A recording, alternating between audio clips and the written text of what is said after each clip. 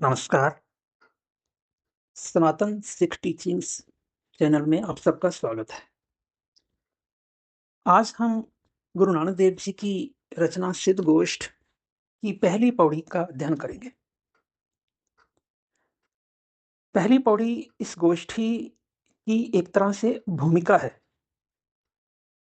तो इसमें दोनों पक्ष जो जिनके बीच ये गोष्ठी यानी संवाद या वार्तालाप डायलॉग हुआ है, उन दोनों पक्षों का वर्णन करता है, उनकी प्रकृति के बारे में बता देता है। तो पहले हम इस पौड़ी को पढ़ते हैं।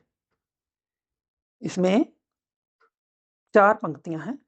सिद्ध सभा कर आसन बैठे, संत सभा जयकारो, तिस आगे रहरास हमारी साचा अपर अपारो, मस्तक काट धरी तिस आगे, तन मन आगे देऊं, नानक संत मिले सच पाइए, सहज पाए जस लेऊं। तो सबसे पहले हम इसका साधारण अर्थ करते हैं। चरपट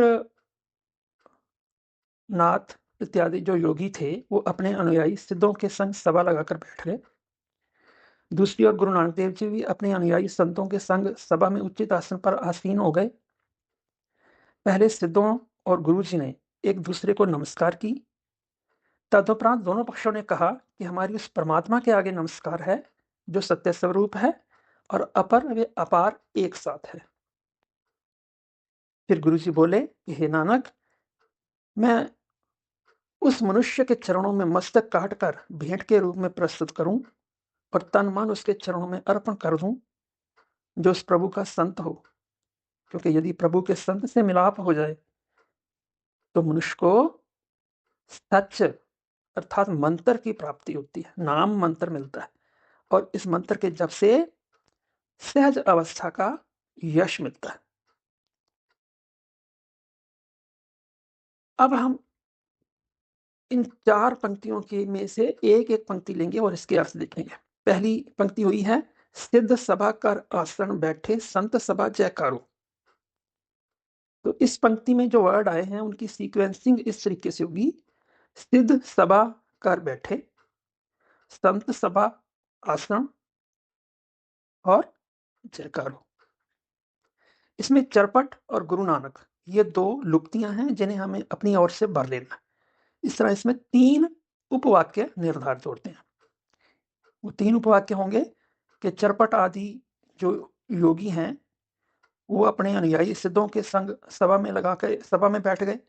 गुरु नानक अपने अनुयायी संतों के साथ सभा में आसीन हो गए और उन्होंने एक दूसरे को नमस्कार की। तो ये पंक्ति गोष्ठी के 2 पक्षों का परिचय देती है। आदि ग्रंथ में सिद्ध और संत ये दोनों शब्द सांप्रदायिक अर्थों में प्रयुक्त हुए हैं। प्राचीन जो संस्कृत साहित्य है उसमें सिद्ध और संत सामान्य अर्थों में आए हैं। सिद्ध वो है जो एक अकॉम्प्लिश्ड पर्सन है, जो जिसने अध्यात्म में किसी ऊंची अवस्था को हासिल किया है। संत वो है जिसने सत्य को यानी सच को पा लिया है। तो ये दोनों सामान्य अर्थ हैं, लेकिन आदि ग्रंथ में इन दोनों के विशिष्ट अर्थ हैं। आदि ग्रंथ के मुताबिक सिद्ध वो है जो सिद्धि प्राप्त करता है और उसका उपयोग धन प्राप्ति के लिए करता है। जैसे कि पहली पातशाही आदि ग्रंथ के अंग 14 पर लिखते हैं, सिद्ध होवा सिद्ध लाई रिद्धि आखा आओ। दूसरी ओर संत शरणागत भाव से प्रभु का नाम जपते हैं और परमात्मा से मिलाप कर लेते हैं। यानी उनका प्रयोजन रिद्धियां सिद्धियां नहीं है, धन नहीं है। तीसरी पातशाही श्री गुरु अमरदास जी लिखते हैं, दर सेवन संत जन खड़े पायन गुणी निधान। संत जन प्रभु के दर पर उसकी सेवा करते हैं। सेवा करने वाला मतलब होता है प्रभु की इच्छा के अधीन रहता है और उस प्रभु को पा लेता है। सिद्ध जो हैं वो पतंजल मत के अनुयायी और योग निष्ठ हैं, जबकि संत भक्ति मार्ग के अनुयायी और नाम निष्ठ है।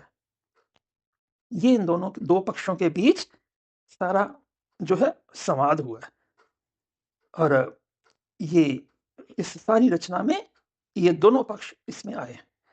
दूसरी पंक्ति है, तिस आगे रहरास हमारी साचा अपर अपारो। परमात्मा को एक साथ अपर और अपार कहा जा रहा है। अपर का अर्थ होता है गौण, निमन, अपार का अर्थ होता है असीम।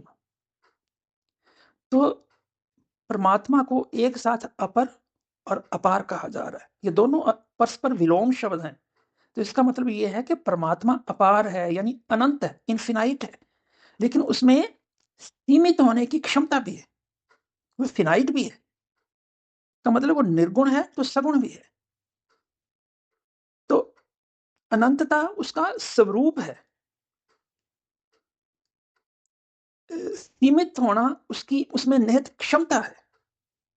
यानी वो अनंत है और अनंत ही रहता है, लेकिन ये नहीं है कि वो सीमित नहीं हो सकता। यदि वो अनंत प्रभु सीमित नहीं होगा तो ये सीमित जगत प्रकट नहीं हो सकता, बन नहीं सकता। ये अनंत प्रभु अपनी इस सीमित होने की क्षमता का उपयोग करके सीमित रूपों में उत्पन्न होता है। जितने भी रूप हैं सब उस प्रभु के रूप हैं, क्योंकि वो अनंत प्रभु सीमित भी हो सकता है और इस तरीके से जगत का खेल खेलता है। वे इस क्षमता का उपयोग कर भी सकता है और नहीं भी कर सकता है। इस मामले में वो पूरी तरह स्वतंत्र है। जब वो इस क्षमता का उपयोग नहीं करता है तो वे एक होता है, तब ये जगत लय की अवस्था में होता है। जब वे इस क्षमता का उपयोग करता है तब वही प्रभु अनेक हो जाता है। ये जगत के अस्तित्व की अवस्था है। परमात्मा की ये दो पक्ष हैं। इन्हीं दो पक्षों को आदि ग्रंथ में नाम और शब्द कहा जा रहा है। परमात्मा के ये दोनों रूप सच। तो ये फिर तीसरी पंक्ति में कहते हैं, नानक संत मिले सच पाइए, सहज पाए जस लियो। वो जो सच है, क्योंकि हमने देखा कि वो अनंत रूप भी उसका सच है और उसका सीमित रूप फिनाइट रूप भी सच है। अनंत रूप नाम है, सीमित रूप को शब्द कहा गया है। ये दोनों हमारे पास नहीं है। तो वो सच कहां से मिलता है? कहते हैं संत मिले। संतों, प्रभु के संत जो हैं वो उस सच का मूर्तिमान रूप है। मानो उस सच ने रूप आकार ग्रहण कर लिया है। तो उस संत की शरण में जाकर के प्रभु का यशगान कर ये जीव कर पाता है और फिर उसके जो सहज रूप है, यानी उसका उस प्रभु की जो नेटिव ट्रुथ है, अनंतता, उसको पा सकता है। ये इस रचना की पहली पौड़ी है। तो अब हम धीरे धीरे इस तरीके से आगे चलते जाएंगे। तो मुझे आशा है कि ये काफी आप लोगों को इसका समझ, इसकी प्रकृति की समझ आ गई होगी। तो मेरी रिक्वेस्ट है कि अगर आपको अच्छा लगा है तो आप इस चैनल को लाइक करें, इस चैनल को सब्सक्राइब भी करें, अपने दोस्तों मित्रों के साथ शेयर करें। मेरी ये भी रिक्वेस्ट है कि मेरी गुरु नानक देव जी की जो रचना है जपजी, उस पर एक मेरी पुस्तक भी आई है जिसका नाम जप दीपिका है। तो अगर आप लोग इंटरेस्टेड हो तो आप अमेजन से ले सकते हैं। धन्यवाद।